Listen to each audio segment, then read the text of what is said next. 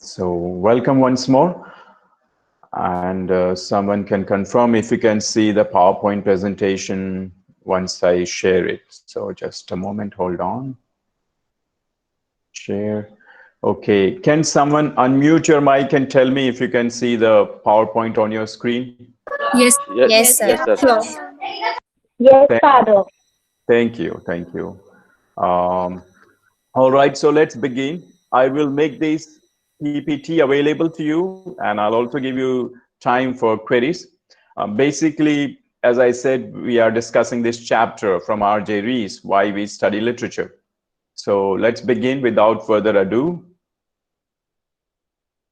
Okay, here's a brief summary of chapter 1 from Rees. Um, Rees basically is asking us a disturbing question to begin with. He's saying, we live in a 21st century digital world.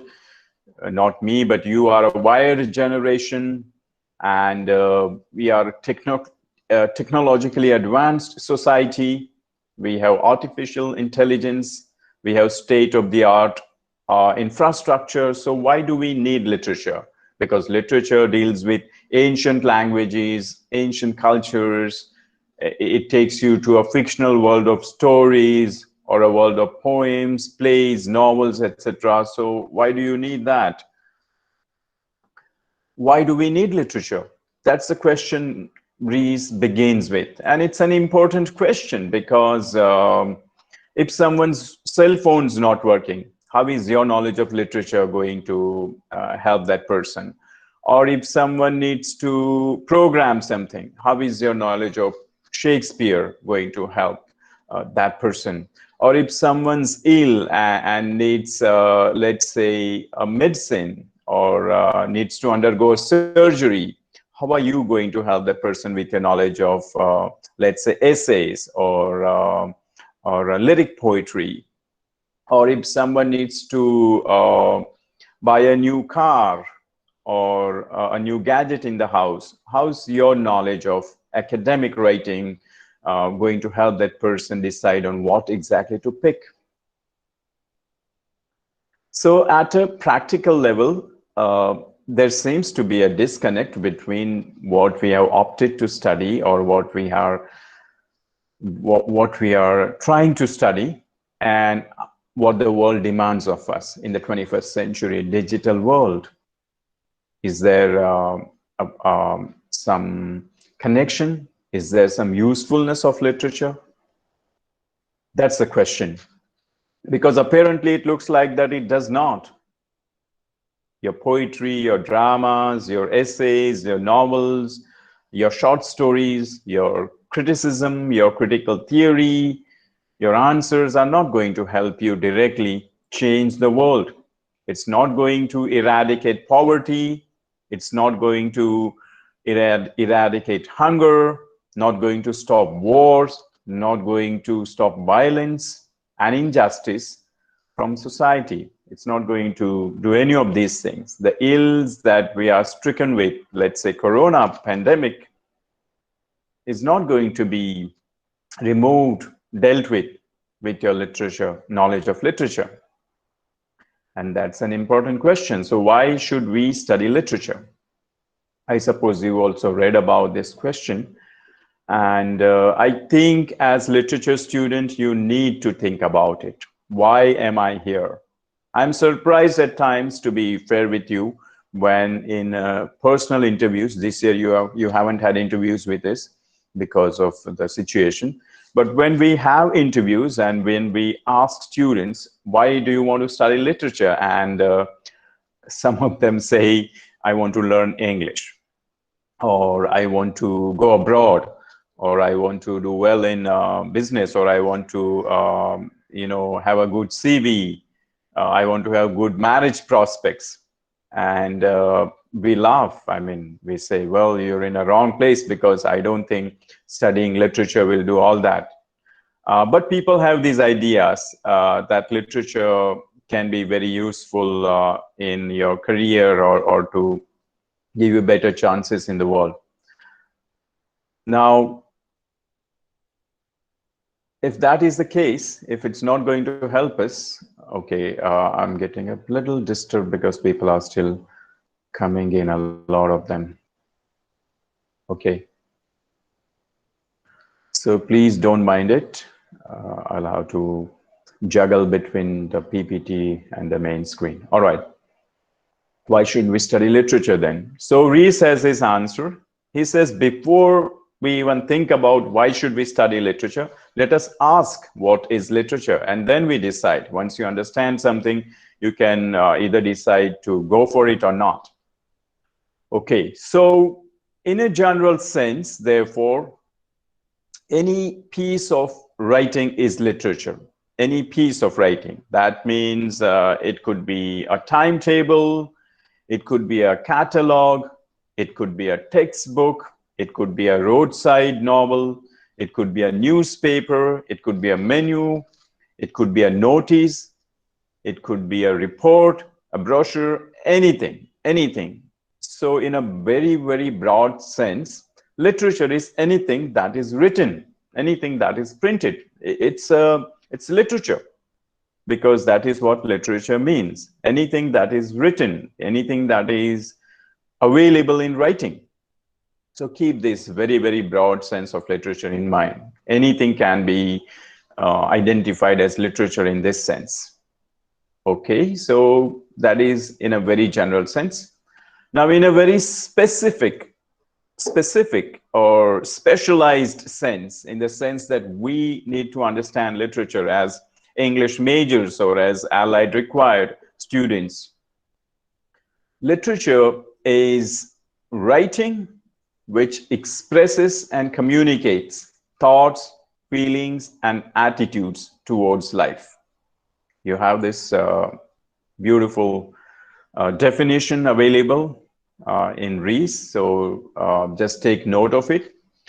In a specialized sense, literature is writing which expresses and communicates thoughts, feelings, and attitudes towards life. And then we discuss what it means to express thoughts, what it means to express feelings, and what it means to express attitudes towards life. But you need to first get this clearly in your mind that in a general sense, anything written is literature. In a specialized sense, very specific sense, in a technical sense, only the writings that promote thoughts, feelings, and attitudes towards life are literature, nothing else. Okay, now we have two examples of one each, both. So I am reading to you first, and it concerns the city of London. There is a description, there is an encyclopedia description of the city of London. I don't know if you've been to London. I have just been at the Heathrow airport for an hour or two, but it's a beautiful city, very famous, very historic. So let me read about the city of London to you. If you have the text with you, you can just follow it. Also keep in mind that this is an example of literature in sense one, in a very broad general sense. Okay. London, capital city of England and a port on the River Thames. It includes 28 metropolitan boroughs. It is a cultural and industrial center and an important center of international trade and finance. It has a university and many buildings of historic importance, including the House of Parliament, Westminster Abbey, St. Paul's Cathedral, and the Tower of London. The population of Greater London in 1961 was 8,171,902. Well, it's an encyclopedia entry introducing a city to you. So very dry, very factual. It gives you statistics, it gives you names, and it gives you facts. That is number one. Is it literature? Yes, it is literature in sense number one, because it is a writing. It is an encyclopedia entry that tells you about a city. Now, you could say the same things about, let's say, Ahmedabad or Mumbai or Delhi or Chennai or Kolkata or Hyderabad or any other city. You can say the same for Surat also, provided you give the factually correct description. That is literature in a broad sense. Now compare that to an example of sense 2, and that is a poem on London by William Wordsworth. William Wordsworth was a famous romantic. Excuse me.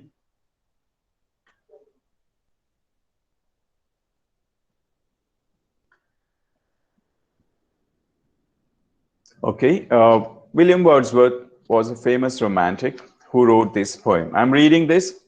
Upon Westminster Bridge, written early in the 19th century. Excuse me. Earth has not anything to show more fair, dull would he be of soul who could pass by, a sight so touching in its majesty. This city now doth like a garment wear the beauty of the morning, silent, bare. Ships, towers, domes, theatres, and temples lie open unto the fields and to the sky, all bright and glittering in the smokeless air. It's a lyric, second stanza. Never did sun more beautifully steep in his first splendor, valley, rock, or hill. Never saw, I never felt a calm so deep. The river glideth at its own sweet will. Dear God, the very houses seem asleep, and all that mighty heart is lying still. What a beautiful description of London from someone who loves the city, someone who knows the city inside out and feels one with it, and has so much warmth and feelings for the city, and therefore it comes out in the poem. That is literature in sense 2. What's the difference here? The difference is that piece 1 gives you facts, it gives you a dry description, whereas piece 2 gives you feelings. Wordsworth is not going to describe the city of London as it is, but he is describing the city as he thinks it is, or as he feels about, or as he connects with. So for Wordsworth, the description of London is all about his thoughts, his feelings, his ideas of this city called London, rather than giving you an encyclopedia entry. That is the difference. That literature basically is about thoughts, feelings, and attitudes towards life. It's not about facts and descriptions always. You know, it can have facts and descriptions as part of writing, definitely, but the concentration is not on that, like the first entry. The concentration is on thoughts, feelings, and attitudes towards life. So it's a beautiful comparison given by Rees. Just keep that in mind. And you could compare it to your own hometown. I don't know what's your hometown.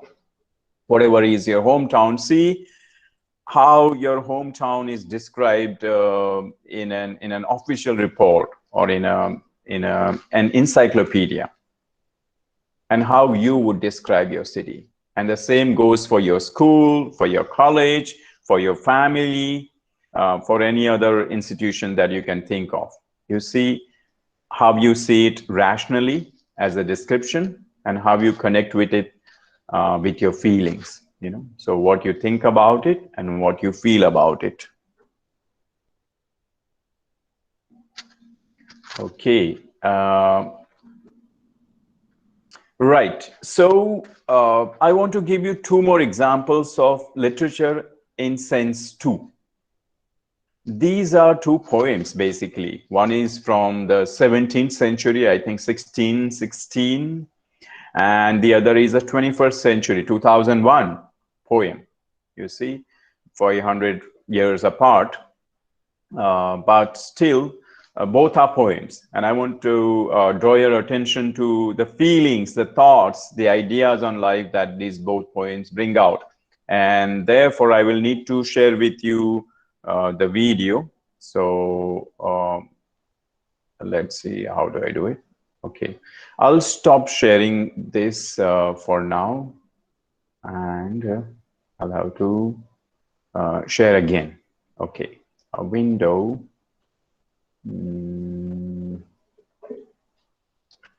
All right. Okay.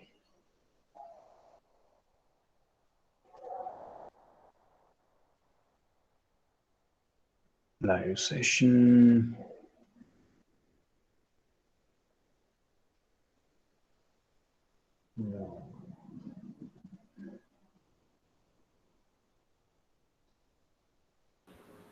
All right. I'm trying to share this video with you. It's on my screen, but somehow I can't pull it up here. Wait.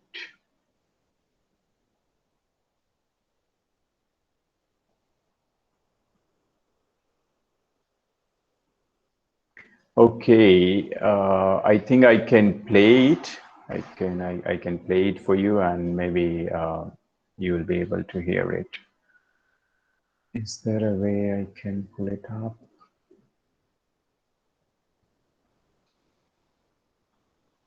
All right.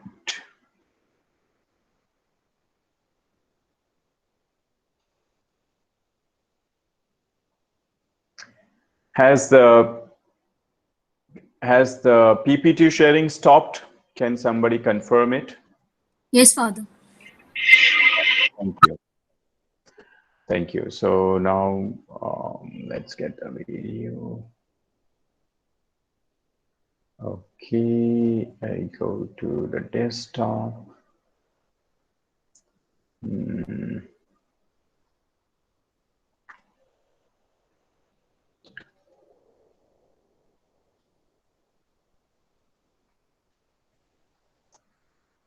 Okay, is it on my desktop? It's not.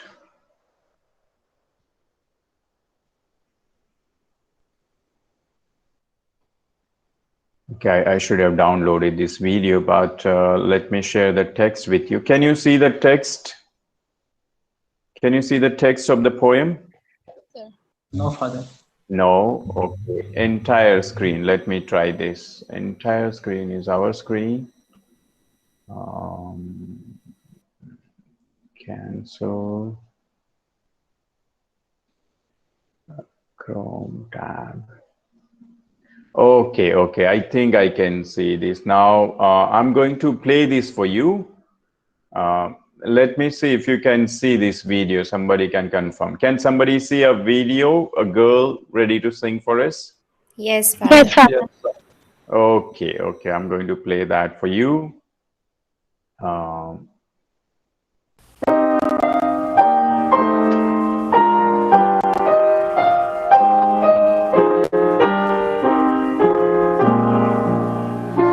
Drink to me only with thine eyes, and I will pledge with mine. Or leave a kiss with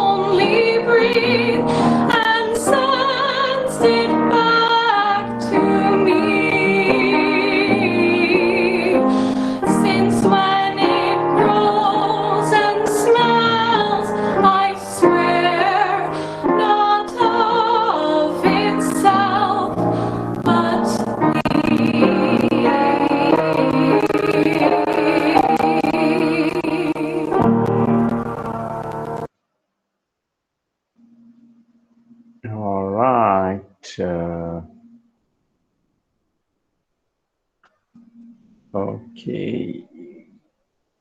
Now, what do you see on your screen?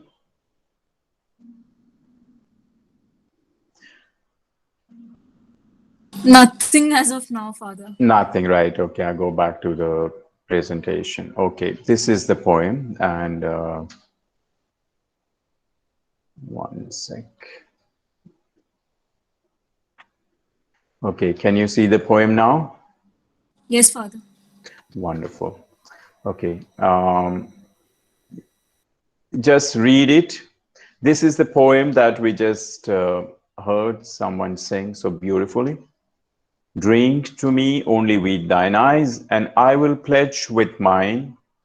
Or leave a kiss. It's not a kill. It's my bad. Leave a kiss within the cup, and I will not ask for wine. The thirst that from the soul doth rise, doth ask a drink divine. But might I of joy's nectar sip, I would change for thine.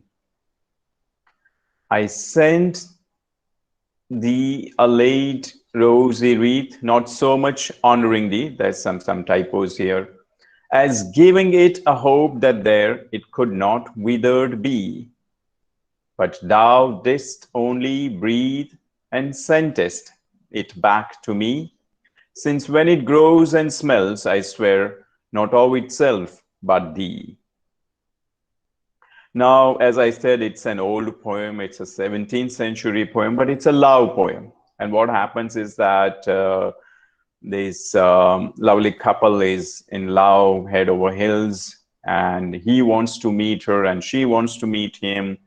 And therefore, the imagery is used is that of a wine, that of a cup, that of a rose, that of a wreath, and that of coming together at a party and then separating, all that. Now, if you just describe it as a report, it could be very dry because this story repeats every now and then that young people fall in love with each other, young people meet, young people feel the pain of separation, and it happens. It happens as part of life. But here, when the poet, and it's Ben Jonson, a 17th century contemporary of Shakespeare, when he explains that, it's so beautiful. So it's not about a report, it's not about facts, it's not about the statistics of, it's not the numbers of young people who fall in love with each other. It's purely about his feelings, and therefore there is exaggeration. So he says the final thing, for example, is that I sent you a wreath of a bouquet of flowers, and you only smelt and sent it back to me. And now that flower don't smell like flowers. They smell like you know, like you have left your fragrance on those flowers. And that is a kind of exaggeration, the kind of feelings of a person who is very much in love with his beloved. And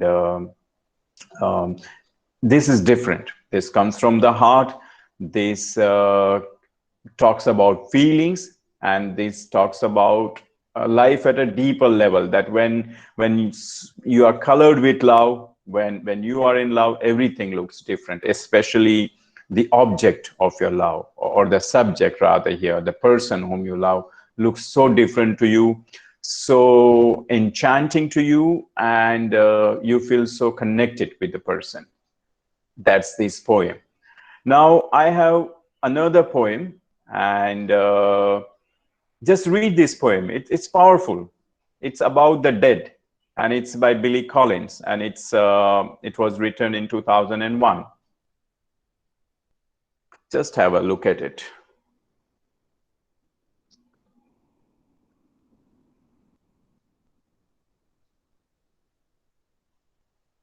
The dead are always looking down on us, they say, while we are putting on our shoes or making a sandwich. They are looking down through the glass bottom boats of heaven, as they row themselves slowly through eternity. They watch the tops of our heads moving below on earth. And when we lie down in a field or on a couch, drugged perhaps by the hum of a warm afternoon, they think we are looking back at them, which makes them lift their oars and fall silent and wait like parents for us to close our eyes.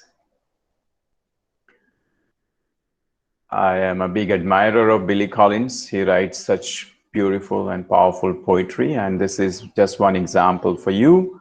How do I share? Okay, stop sharing. So let me share again. Is the PPT gone from your screen? Yes, Father. Yes, Father. Okay. Yes, I Father. need to find that sharing button. Where is it? Present now. Okay, a Chrome tab. Right, so here it is. Just have a look at it. Billy Collins. Can you see the screen, the title of the poem on your screen?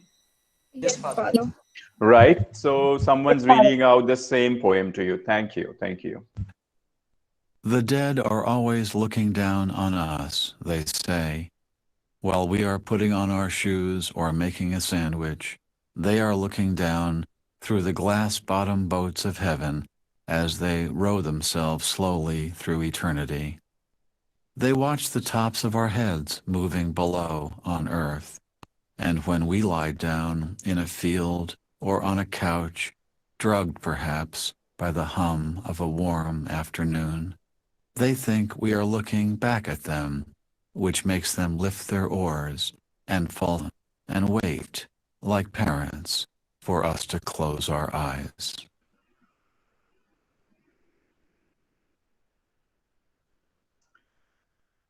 Yeah, that is what it is.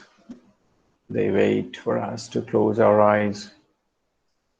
Okay. All right. Are we back with the, can you see the PPT now on your screen? Not No, yet? Father. Okay, okay. How about it now? Can you see it? Yes, Father. Yes, Yes, Father. Right. Great. So this is a poem, and compare it to a death notice that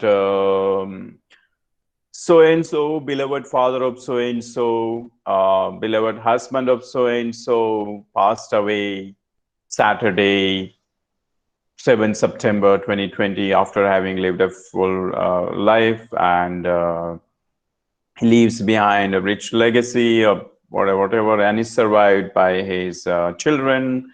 And in lieu of wake, we'll have a prayer service later, and you can send your condolences to such and such address or ID.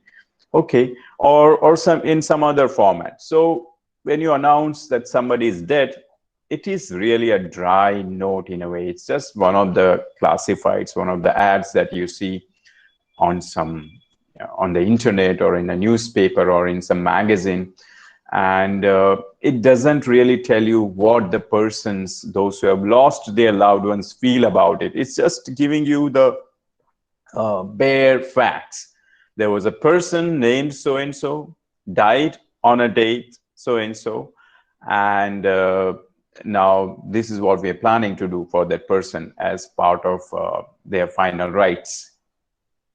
That is literature in sense one. Facts, information, description. Compare that to this, Billy Collins's poem on the dead. Here is a person, girl or boy or man or woman, whoever, we don't know who the narrator is. But the narrator is thinking about the dead people, especially the dead people in his own family, his loved ones or her loved ones. And this is what he says. I assume it's Collins himself, that he thinks that the dead always look down on us.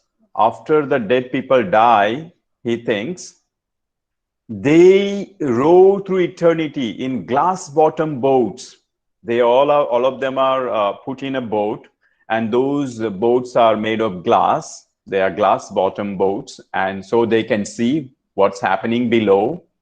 And they keep rowing through eternity, cloud after cloud after cloud, hour after hour after hour. They just keep rowing, they just keep rowing, they just keep rowing.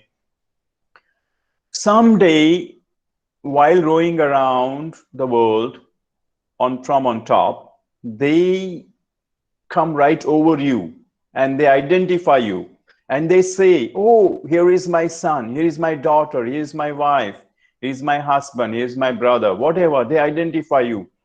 And when they see you putting on your shoes or making a sandwich, they are happy. They see the tops of your head moving below. And because they loved you so much, they recognize you at once.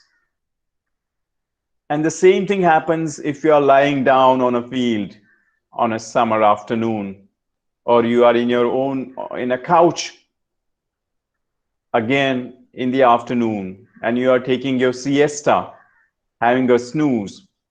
They again look at you. And because you are also lying down, they think you are looking back at them. That's the imagination. The dead think that you have not forgotten them, you also miss them, you also love them, so you are looking back at them. Whereas in fact, you are just having a snooze, or you are just lying down on a field or on a couch. But they think you are looking back at them. And when you fall asleep, when they realize that in fact you are drowsy and you have dozed off to sleep, they stop rowing. They stop rowing lest it disturbs you. Lest it disturb you. So they would just stop rowing and wait like parents wait over their kids to fully fall asleep, and then tiptoe out of the house or out of the room so as not to disturb you, to give you a sound sleep. So Collins thinks that's what our dead feel about us. When they see us taking a siesta, dozing off in the afternoon, snoozing, they fall silent. They fall silent. They stop rowing, even in their glass bottom boats from far above, like parents, and wait for us to close our eyes, wait for us to meet them someday, wait for us to reunite with them someday. And it's a very, very, very powerful way of remembering the dead. A death notice cannot be compared with it. A death notice cannot be compared with it. A death notice compared to this will be very dry. You would agree with me that, right? This is so full of emotions. This is so full of feelings. This is so full of sorrow in a way that the pain of separation is writ large in this poem. That is literature. This is literature. The kind of ability these few lines have to evoke feelings in us, to evoke pain in us, to evoke sentimentality in us, is what is called literature. This is literature. And therefore it is different from a description or a fact or a numbers, right? So this is literature in sense two. And therefore I come back to Rees, and he says, these poems have a quality of permanence because they try to communicate, I repeat once again, thoughts, feelings, and attitudes towards life, not facts that we already know. We know the facts that young people fall in love. We know the facts that they want to meet. We know the facts that they don't like separation. We know the facts that they cannot take their eyes off each other. At the same time, about the dead, we also know that anyone who is born has to die. And we know that when people die, there are certain rituals to follow. And we also know that with time passing, the pain heals and we miss them less and less. And that's how life moves. This is not about that knowledge. This is not about that awareness of life. This is about feelings. This is about your deeper level connection with life and the way you understand it, right? So therefore, Shakespeare's Romeo and Juliet, a love story between a young man and a young woman from warring families, is eternal. Every other Hindi movie, I don't watch movies, but every other Hindi movie seems to have this theme of young man and young woman falling in love and some people opposing their union. Or Jane Austen's Pride and Prejudice. What happens to a young woman who wants to get married and who is from a poor family, and there are social constraints to her freedom to choose the right man.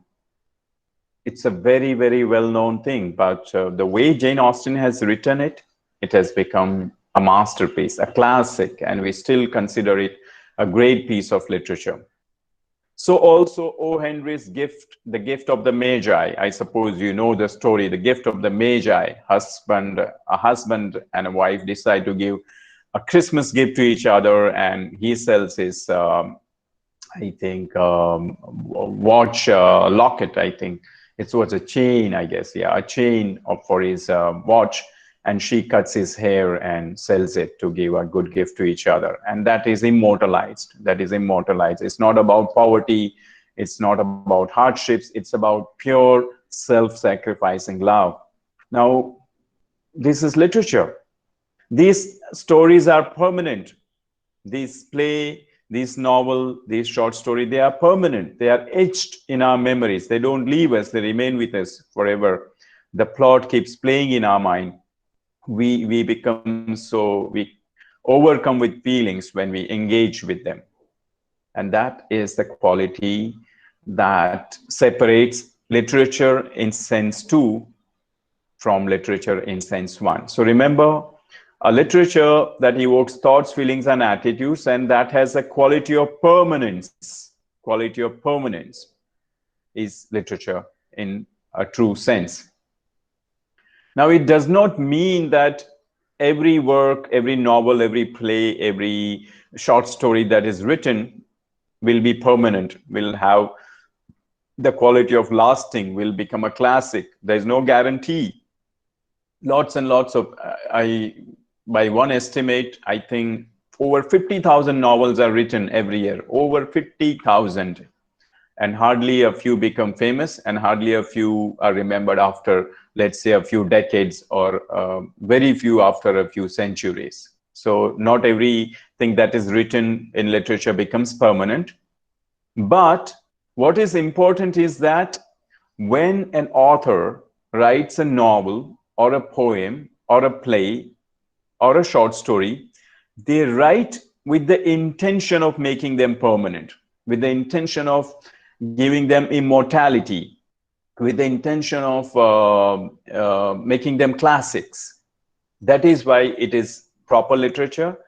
And a newspaper article, an advertisement, a menu, a college notice, or an NGO report is not. Those are just intended for a specific purpose, for a specific time. They give you facts and descriptions, but they are not intended to be permanent. In the digital world, you can save anything permanently. That's a different thing. But the quality is not there.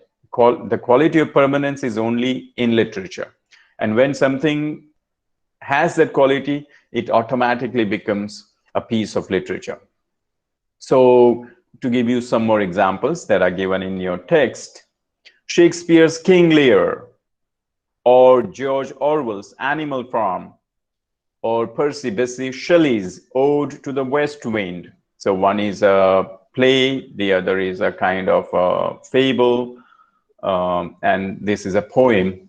These are, they have permanence. They are permanent. They are pieces of classical literature in a way. And therefore, they are different from this newspaper article and other things, which are not permanent. Now, Rees describes this beautifully. How do I distinguish from what is good literature, what is permanent, and what is not, what is just temporary, what is literature in sense 1? So Rees mentions that proper literature is difficult to define, but easy to identify. Just as it is difficult to define or describe a dog, but easy to recognize one. So imagine a person or a child or someone who has never seen a dog, who does not know what a dog is, and you try to describe a four-legged animal with a tail, with two ears that can be standing or floppy, or the coat can be different colors or same colors or fluffy. The person will be confused whether you're talking about a bear or a cat or a dog. You can't describe a dog that easily to someone who has never seen a dog. But when you see one, you automatically realize that this is not a lion, this is not a tiger, this is a dog. It's easy for you to show somebody that this is a dog rather than describe a dog. The same happens with literature. When you see a novel, when you read a poem, when you read a play, you can say, yes, this is not a report, this is not an advertisement, this is not a menu, this is not a notice, this is a piece of literature. And that is the difference, that it is qualitatively different. It has a sense of permanence, and it is different from literature that is in a broader sense made for a specific purpose. Okay. So therefore, the literature that we are dealing with, literature in sense 2, is also called creative literature, or serious literature, or imaginative literature. Creative literature, serious, or imaginative literature. And I think it's about 45 minutes, so I will stop sharing here, and we shall continue the class later on. I mean, we shall continue from Rees later on. Now I give you time to ask questions. Either you can unmute your mic and ask, or you can type your question. Before you do that, one instruction is that if you attend the full hour today, you will be invited to submit your attendance. I haven't yet set up the attendance, but I will set it up after this lecture, and then post a message on the WhatsApp group, so you can go and submit your attendance. As I said, attendance does not count as of now, but if later on the management tells us that we need your attendance, it will be useful. So do not forget to submit. There is a time limit. You can submit your attendance 3 hours after it is made available to you. So do it within the 3 hours. Okay. Questions? All right. 1 second. Sir, that is Ashma, yes. Can we say that literature and language is same? No, Asma, because literature can be oral, literature can be written, whereas language is the medium that literature uses. You know, the language, the medium of drama is dance. The medium of music is musical instruments. So similarly, the medium of literature is language. So they are not the same. Literature uses language, but they are not the same. Okay, and there is one from Shireen. Who is the author of To Celia, Drink to Me? Ben Jonson, B-E-E. Let me type here. Ben Jonson, a poet. Yeah, and Tolina knows it. Yes, it's Ben Jonson. 1616, I guess. Yes, and it's a famous poem. It's a famous song also. Right. Yes. When we were talking about Billy Collins's poem, The Dead, can we does it also reflect a kind of loneliness that the dead experience? The very we project it absolutely. Bhakti, we do not know where people go after they are dead. We do not know what happens to them, but we are projecting it that they also miss us as much as we miss them. So the very fact that they look down from the glass bottom boats, and the very fact that they see what you're doing, and the very fact that they fall silent denotes that definitely they miss us a lot. So in a way, it is also portraying a kind of narcissism on the part of us when we want the dead to look back at us, right? It does, but it's all at the level of feelings. Okay, nothing scientifically verified, nothing factual about it. It's about your feeling that you are projecting your pain onto the dead.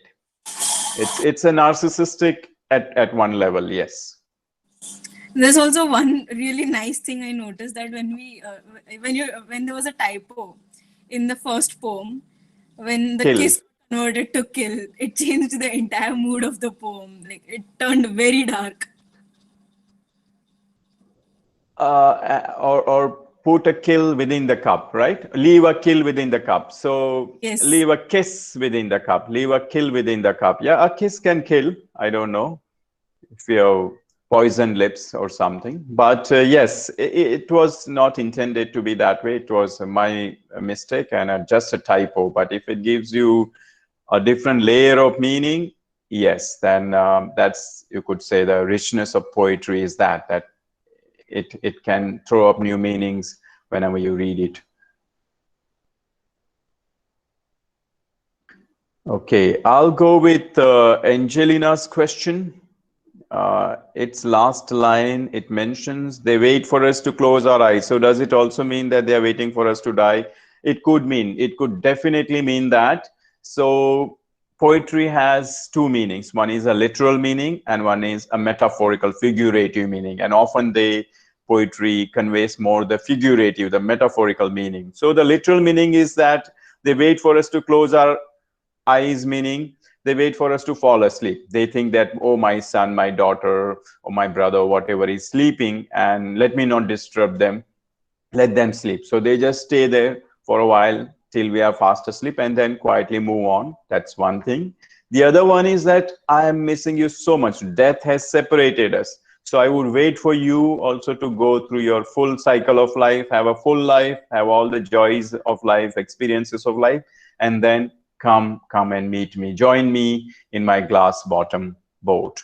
So definitely that connotation is there, and no report can convey that. That can come out only in a good piece of literature.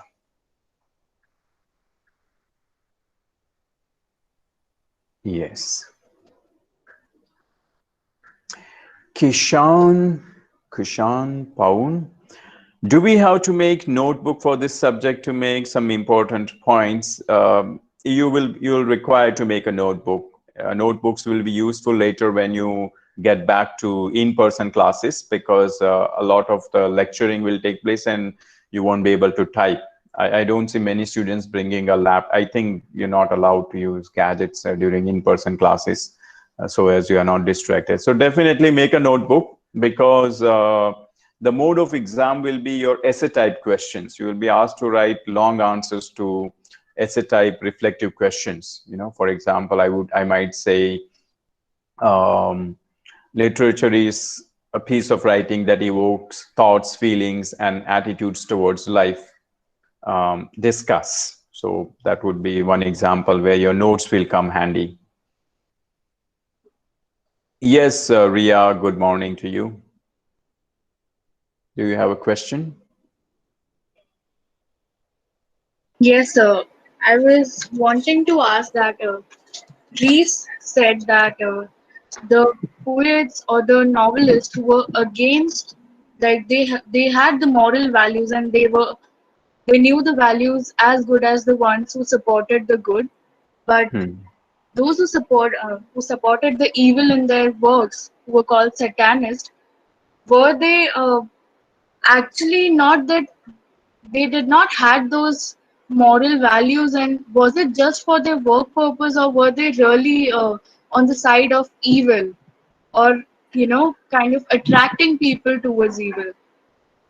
Difficult to answer, because only those authors can answer what exactly was in their mind. But one hallmark of good literature is seriousness of life and moral stand. They preach a kind of a morality. They promote a kind of a morality wherein good wins and evil loses.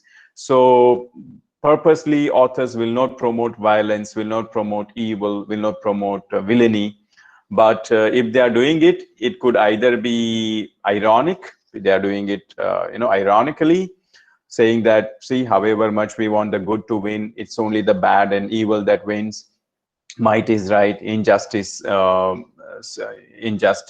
stands to gain whatever, right? So there is no generalization about it. It depends on each particular work. It depends on what each author had in mind while writing that book. But when we come to that section of Rees, we'll take it up in detail. Thank you, Father. Yes, good. We have Gatha, I think, in the introduction to the unit, Rees mentioned about disposable art. So, any examples regarding this term? Disposable art would be this is a use and throw world, right? So people make, let's say, those styrofoam cups and they paint them, or people make those kind of keychains or these smileys nowadays. So anything that does not have a permanent value, that is meant for a monetary purpose, for a commercial use, so people try to make anything artistic. So even if you have a little bit of horse ride or a camel ride, they would just decorate the animal just to make you feel good. Or if you go to a restaurant, they will have an ambience which they would change next month. Once you visit again, the ambience will be different. That is a kind of a disposable art that is that does not have the quality of permanence, but nevertheless it is aesthetically pleasing and it is art. So this happens mostly when it is done for commercial purposes. Commercially, things don't last long. If commercial things last long, businesses will shut down. So commercial things are short-lived. They cannot last forever, unlike literature and pure art. And again, when we come to that section, we will take it up in detail. We have a question from, this is Ishan Raval. Okay. I got an introduction to the history of literature for foreign students. You should see who is the author, and you see also in your syllabus, what is the title of the book, right? So if it has to be exactly the history of literature for foreign students by R.J. Rees, wherein your first chapter is why we study literature. So I think you should take care of it yourself. Shirley Gaikwad. Good morning, Father. Do you think any type of literature is possible without one of the four qualities? What do you mean by four qualities? Good morning, Father. Yes, good morning, Shirley. Father, R.J. Rees, in his book, he said that there should be four following qualities: the psychological truth or holding the mirror up to nature, originality, craftsmanship, and a conscious of moral values. Do you think if a writer, if he doesn't possess one of these, so he could create something which... Yes. Yes. Every piece of literature did not have all the qualities. Like all human beings do not have all the best qualities. We are required to be kind. We are required to be intelligent. We are required to be good looking. We are required to be compassionate. We are required to be leaders. All of us don't have those qualities. Are we still human? Yes. We are human. We are imperfect, but we are human beings. So it is the same with literature. Literature, when people define what is literature, when they describe their qualities, they tell you, this is what makes for good literature. This is what I am looking for in good literature. And literature should have these qualities. But can a writer pack all these qualities in every one of her work? I don't think so. Not possible. They may try, but it's not possible, right? Therefore, however big the writers are, they have only one or two what we might call masterpiece, one or two classics. Not every work becomes a classic. So that is my answer to you, that of course we look for those four qualities, but not every work has it. That is why the guarantee of permanence also differs. Not every work becomes permanent because not every work has those qualities to the full. All right? Thank you, Father. Good question, Shirley. And we move on to Diti's question and then Dharni's, and I think that's all because I have a next program at 12. So we will just take these two last questions and we'll pick it up in the next class. So Diti says, do you feel the qualities of any good literature apart from the fact of it being permanent? Of course, the ones that Shirley mentioned, and we will come to those qualities. There are qualities, definitely. We are just beginning, so I don't want to jump ahead. You know, if you have read it, yeah, you'll know already. Dharni Shimali, The Death by Ben Jonson. The Dead is not by Ben Jonson. The Dead is by Billy Collins. Dharni. Does it state the duality of life and death, that even after death we stay hooked on to the beloved while the people who are alive keep reminiscing about the dead? In fact, it does. In fact, it does, because you know, the poet is transcending the barrier between the dead and the living through the medium of poetry. He is using just a few words to tell us that death is not a barrier. You can connect with your dead, and your dead can connect with you if you use art in a perfect way. And that poem just shows you that. So you are right. It's not